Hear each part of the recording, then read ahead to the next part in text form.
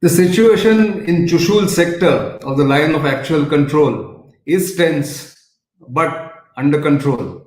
That's the topic of the update I'm bringing to you about the ground situation from Ladakh. I'm Nitin Gokhale and you are on StratNews Global. The situation is actually on the knife's edge, as we are calling it, because of heavy deployment on both sides after India went and occupied some of the tactically important heights which will have strategic ramifications. And both sides have, over the last 5 days, since Sunday, when Indian troops, nearly 2,500 to 3,000 troops, have occupied a 20-kilometer frontage on the south bank of Pangong Lake to right to the Pangong Lake, where the peaks have been occupied by the Indian forces on Sunday morning, early Sunday morning. Since then, the situation has remained tense, although at the brigadiers level, the talks are on between the two sides at the very place where this situation has now developed in the past 5 days. So what's the scene? If we can get the map up, first I want to tell you the topography of that area and which peaks that India is occupying and India is in control of. So if you look at the map from left to right, the helmet top and the blacktop hill or hillocks are in the control of the Chinese, which is on their side of the line of actual control. And then all other peaks or all other hills or peaks are in Indian control. This control was taken by India on Sunday morning, late night on Saturday, early Sunday morning. So if you look at the peaks or the area, so you can look at Chushul, which is the flat area at 14,000 feet. That is where the border personnel meeting takes place between the two sides when it takes place on the Indian side. Otherwise, it takes place beyond the Spangur Gap at the Moldo Hut, as you can see next to the blacktop, as we have mentioned. That's where the Chinese side hosts the Indian side for talks. Now, the red line, of course, is the LAC, and Magar Hill, the Gurung Hill, the Spangur Gap, all that has been taken by or occupied by Indian forces, as I said on Sunday morning. The Spangur So, as you can see, is beyond the line of actual control. But what is interesting is that India has also gone and occupied Richinla, which is a pass which overlooks the Moldo Hut very clearly, which is a Moldo garrison on the Chinese side of the LAC. And that gives India an extremely important advantage when it comes to tactical battles or tactical reconnaissance.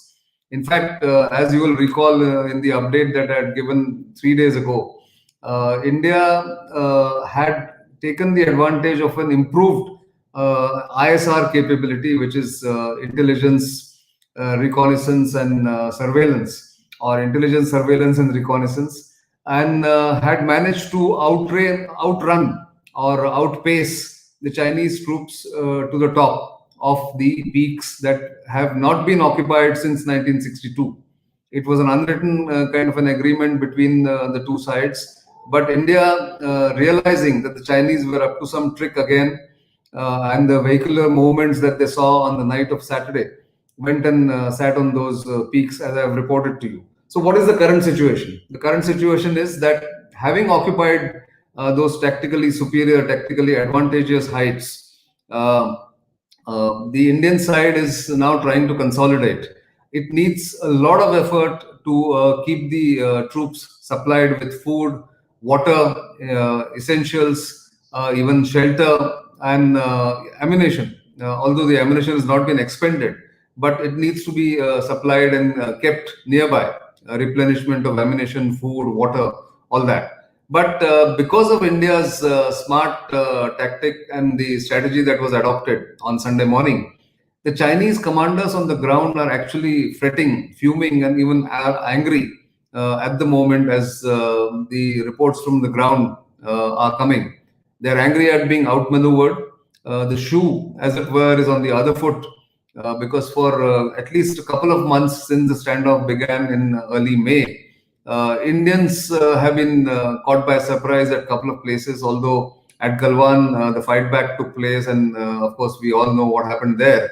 But the Chinese commanders, for the first time, are angry at being outmaneuvered, and that's not a good sign. And that is why the brigade commanders level meeting is continuing every day since Tuesday, or in fact Monday. And the effort is to resolve and tell the Chinese in clear terms that what India has done is a preemptive action. There is no aggressive intent on India's part to cross the LSE, but it is something that India had to do, as the army chief has said today, that we had to take these steps to secure our border and get our security in place to preserve territorial integrity. And therefore, the deployment has taken place. Now, not just in Chushul, but all across eastern Ladakh, India has made precautionary readjustments to its deployment, which means, in other words, that India has put up or deployed troops on, I cannot call them strategic heights really, but tactically important passes and important heights, whereby the Chinese will not get a chance again to come and occupy those unheld areas. Remember, the frontage is nearly 800 kilometers between DBO in the north, or the foothills of the, the Karakoram Pass, right down to Chumur and Demchok, and every inch of the land cannot be guarded. So in mountains, the advantage is always with the side that occupies heights, and that is what India has done, readjusted. You must have seen some reports day before yesterday where some reports said that India has evicted or occupied Finger 4. India has actually readjusted its positions on Finger 3 in the north bank of Pangangso. But elsewhere also in eastern Ladakh, India has actually made precautionary readjustments to its deployment so that they're not caught off guard or sudden maneuver that Chinese might do to go and hold unoccupied areas, so that there would be a bit of a bargaining and give and take in the talks that are happening. The tension for the senior leadership is this, that at some places in Chushul particularly, the troops from both sides are just about 300 to 400 meters apart. It's a real face-off with guns and ammunition and all armed and primed soldiers facing each other just 300 to 400 meters apart. Also, the tanks are facing each other. Although the Spangur Gap, if you can have the map again, is barely 2.5 kilometers wide at its widest near the Chushul and Moldo Hut, as you can see here, the Spangur Gap. So the armor will have a limited role. Nevertheless, the firepower that tanks bring also are something which is fearsome.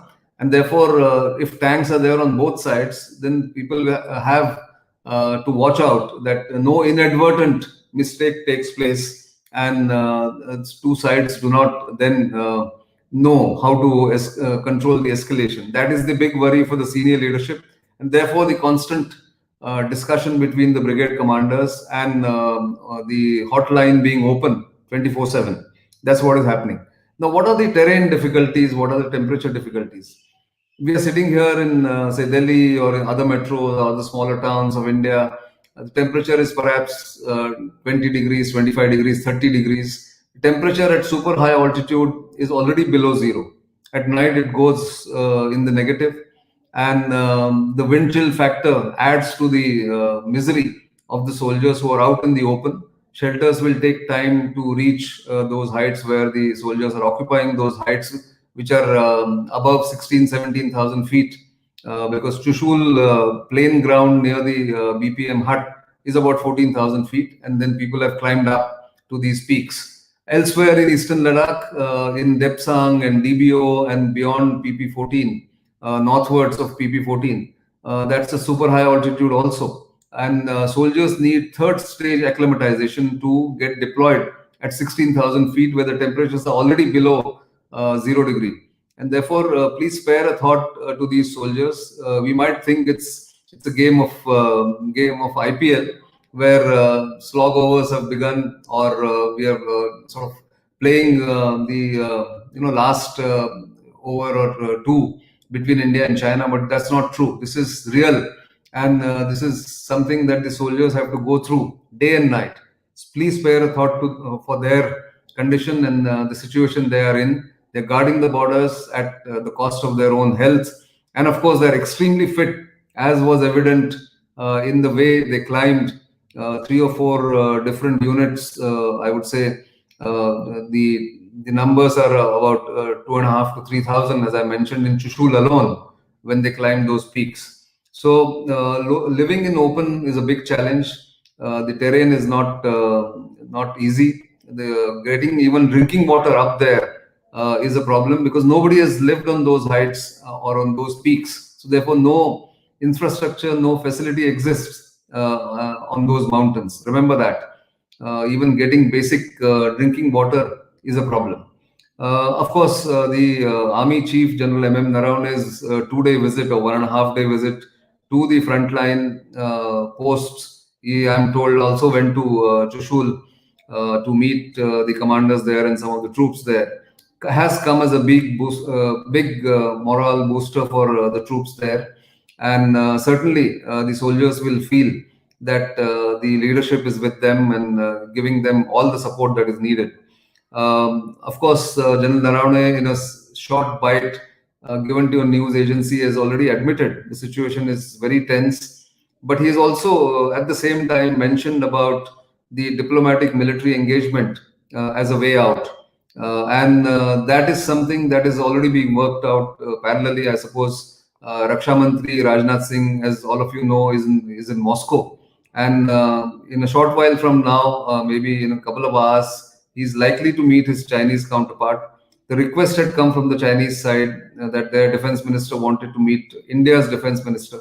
All of them are there for the Shanghai Cooperation Organization meeting or summit of the defense ministers that is happening.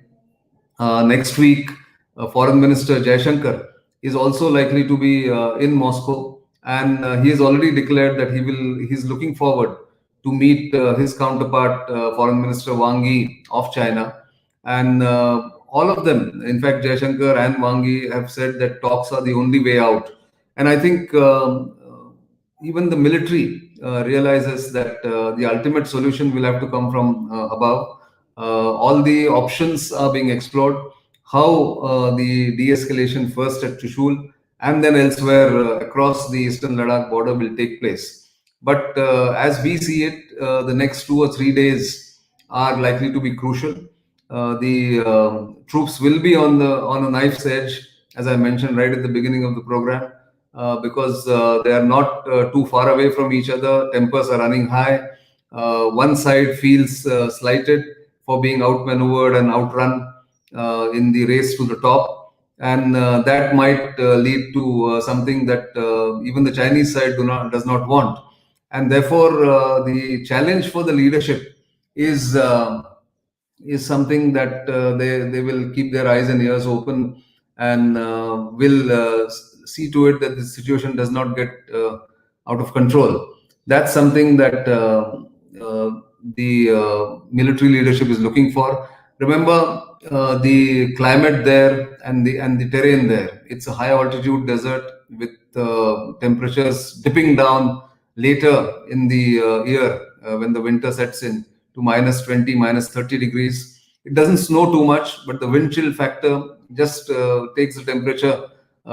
It's a bone chilling temperature, I can tell you. I have not visited there too often, but have done that in 2010, exactly 10 years ago, at the height of winter in January 2010, where I have lived and traveled around the eastern Ladakh posts and the entire border to experience firsthand how the soldiers live and how they interact with each other, or how they manage to patrol the borders. That time, remember, the situation wasn't as tense This is completely different from anything that has happened on the LAC for the past 40 years. And therefore, we have to be extremely careful on, the leadership has to be extremely careful on how it handles the ground situation. And therefore, hats off to the leadership of the Northern Command, starting with the Northern Army Commander, Lieutenant General Y.K. Joshi, right down to the youngest soldier deployed there, where they have to be on their guard 24/7 and not get carried away by a spur of the moment anger or even a misjudgment. Now, the other thing that India has to watch out for is, will the Chinese attempt something in Ladakh itself to quote unquote avenge the humiliation or the kind of setback they have suffered in Chushul, or will they open up another front in Sikkim or Arunachal Pradesh? That's the question that is dogging the minds of the military leadership as well as, of course, the politico-diplomatic leadership. And therefore, things are not very hunky-dory, if I may say so, in Ladakh. It is tense, under control. The old style headline, if people of my vintage and older people will remember, the old headlines used to be situation tense but under control, and that's the only way to describe it in Ladakh right now. Hopefully, now talks will kick in, but of course, India has got a bargaining chip. I won't say has got full advantage in eastern Ladakh, but has got a bargaining chip which should help in talking to each other on equal terms rather than being at the receiving end of Chinese aggression. Whether that translates into proper de-escalation and maybe a permanent kind of a solution to this episode of the face-off that is happening, we'll have to wait and watch. There is no guarantee that this will happen, but this is the update that I wanted to bring to you. If there are any more updates that come my way, if I get some, until the next time, do keep tuned in to StratNews Global at 7. Excuse me. At 7 o'clock, my colleague Amitabh Revi will be talking to China experts on what is the way forward, what's happened in Ladakh, and how this is going to pan out internationally. So do tune in then for a live program on Talking Point. But otherwise, keep liking us on our social media platforms. Do subscribe to our YouTube channel. And of course, our other sister website, bharatshakti.in, is also carrying these updates through its Twitter handle. Do like those Twitter handles, do subscribe to our YouTube channels, and keep sending the feedback. We will come back with more information as and when that is available. Until the next time, it's goodbye.